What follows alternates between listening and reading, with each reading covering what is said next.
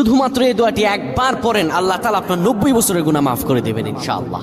আপনার 90 বছরের গুনাহ মাফ হয়ে যাবে যদি মাত্র এই দোয়াটি যদি একবার পড়তে পারেন। আপনার ভাগ্য খুলে যাবে, রিজিকে বরকত আসবে, মনের ন্যাক আশা পূরণ হবে, আল্লাহ আপনার সব দোয়া কবুল করে দিবেন। সুবহানাল্লাহি ওয়া বিহামদি।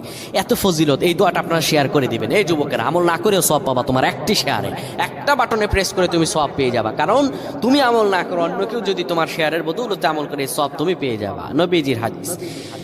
আমার ভাইয়েরা, আল্লাহর কাছে দোয়া করা, আল্লাহর কাছে দোয়া চাওয়া, এটি হলো মুমিনদের কাজ। আমার আল্লাহ বান্দাকে বলেন, বান্দারে উদউনি আস্তাজিব লাকুম, আমার কাছে চাও, আমার কাছে চাইলে আমি আল্লাহ তোমাকে দিয়ে দিব।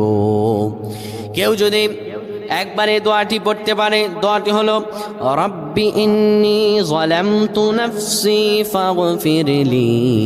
কেউ যদি এই দোয়াটা একবার পড়তে পারে, আমার আল্লাহ তাআলা তার 90